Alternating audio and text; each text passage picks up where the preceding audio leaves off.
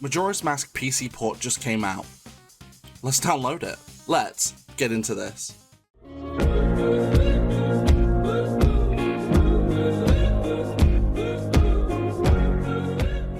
Alright, so the Majora's Mask PC port 1.0 has just been released to the public, and honestly it's really cool. Now, Ocarina of Time has had a PC port for ages, Super Mario 64 has had one, but Majora's Mask PC port has just been like a twinkle in the eye of Zelda fans on PC for ages. Now, all you need to literally do to get this is, the funny thing is as well, if you go to Google and just type in PC port, it doesn't directly appear. Like, it's so strange. I found it by a video by Jake ZSR, so thank you, Jake, for giving me the link to it.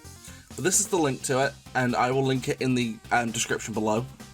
And all you want to do, so it's got a release for Linux and a release for Windows. It does not currently have a release for macOS, so if macOS users, you're probably going to have to wait. Now, I'm on Windows, so I just want to click download. There we go. Boom, there is the MMPC port. And honestly, it's really freaking cool. So let's create a new folder. We'll call it MMPC port. And we're going to go take a deep look into this because... So OOT-PC port's been out for about a year and a half now, maybe even longer. And it includes a lot of stuff. Now this is version 1.0, so you can't expect too much considering it is only version 1.0. More info, run, perfect.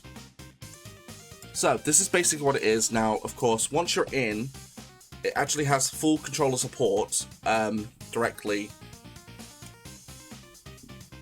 into it. Go into settings, and you can change a lot of stuff here too. Like, it has a good amount of setting changes that you can use. We're going to use original 2 times, downscaling, downsampling we're going to set to 4 times, because yes. Aspect ratio expand, window mode we'll do windowed, frame rate we'll do display. So this displays 75 Hz, it will run at 75 FPS. Anti-aliasing it's 4 times, and we'll change this to expand, which basically makes it all properly done. So we're going to go ahead and go back and hit start game. Now when you hit start game for the first time for yourself, it will ask you to find the ROM file for Majora's Mask. Don't ask me where to get it. Any comments like that will be deleted. But I already have a save file, which I created because I was just testing this. And honestly, this game's quite beautiful. Don't get me wrong, there's still a lot more work that can be done to make it look even better. But for version 1.0, actually looks really cool. And I'm so excited. Like, I'm actually, in the next couple of weeks, going to be doing a full playthrough of Majora's Mask with the PC port, because I'm excited to actually play through in 60 plus FPS, and with widescreen support that's not janky. You can still do stuff like this with, like, Project 64, which is an N64 emulator, but there's no way to really make it go without looking stretched, and then controls are just not ideal. Like, Project 64 does not do a good job at mapping controls in dead zones. You can change all that stuff, but it's just not fun. I'm also going to turn this into, like, full screen windowed. It's gonna... Oh, we just crashed it. Nice. Yeah, you might want to do that before you boot the game. Whoops, I do that. There we go. Now hit start. Yeah, you might want to do that before you boot the game. I forgot that that happens. That can make the game crash, so you would definitely want to make it, you know, do that beforehand. Just because. Otherwise, you might get a crash, so let's just quickly forget that that happened and keep going. Now, Majora's Mask is my favorite game of all time. I love Majora's Mask. It is, in my opinion, the best Zelda game. It's sort of a popular, unpopular opinion. Like, a lot of people love Majora's Mask, a lot of people hate it, but a lot of people prefer other games like Ocarina of Time. Whilst I love Ocarina of Time, and it's my second favorite Zelda game, Majora's Mask to me is the best. It just includes a lot of stuff that Majora's Mask Ocarina of Time just does not include, like a good amount of side quests. Whilst the story is prevalent, it's not what you spend the most time on. You spend the most time collecting masks, which is awesome. But 60 FPS Majora's Mask looks and feels dope. I'm going to need to turn this down because I have not turned it down yet. I'm going to need to quickly do that. There we go. Alright, perfect. But, like, even just the cutscenes look so buttery smooth. Like, they look great. And considering, you know, this is not graphically modded or anything technically, all we're doing is upscaling it, which does lead to some blurriness, I'll give you that, but remember, this is only version 1.0. So there's a lot more work that's to be done with this. I guarantee you by like version 1.2, they'll have like a lot of the graphical fidelity fixed so that it doesn't look as blurry when you upscale.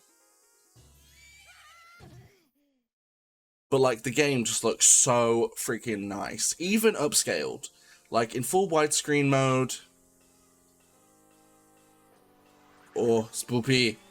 I love Majora's Mask, it looks so cool. Like, and even, like I said, just cutscenes, they run so freaking nice. Like, because this has been, like, I've been waiting for this since OOTPC port. Like, I've been waiting for this. I was hoping they'd release them together, but this, I believe it's a separate team working on this. And the fact that it's now a thing just makes me so happy.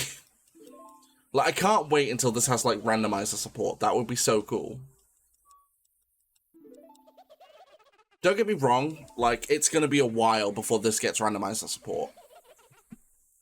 But I want to quickly play long enough to get into the game so you can just see how smooth it is. Haha.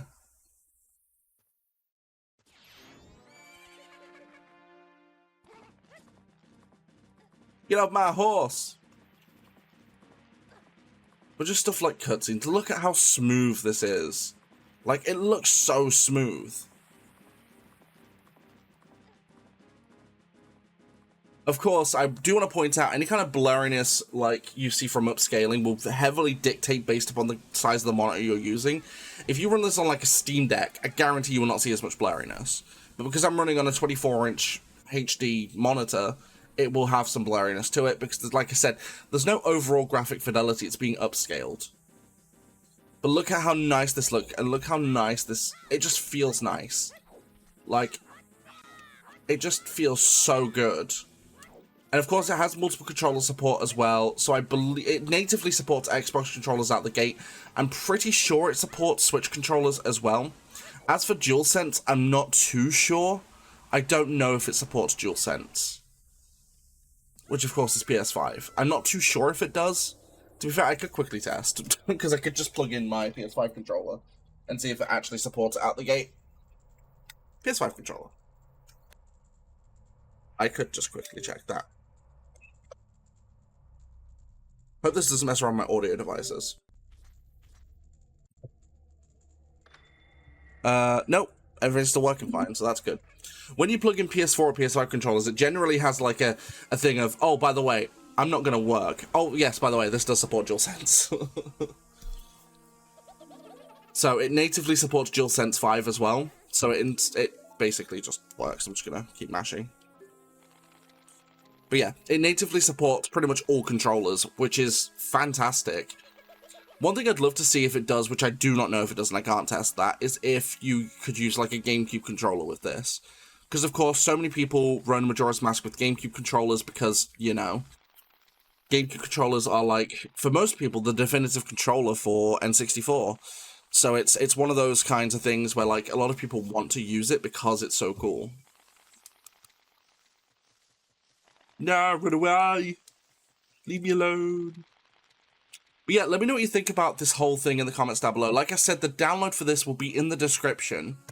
But yeah, let me know what you think about this whole thing in the comments down below. Don't forget you can also support the channel further by becoming a channel member from as little as 99p per month here in the UK. And don't forget, when I go live here on YouTube and over on Twitch at the same time. So if you want to catch my live streams here on YouTube, don't forget to turn on notifications and subscribe. When I go live here on YouTube, it's in the shorts form feed, so it's more for mobile than anything else. But I go live at exactly the same time on Twitch, and over on Twitch, it's in full 1080p. So if you want to catch my streams there in full 1080p, you can always join me on Twitch. That link is down below.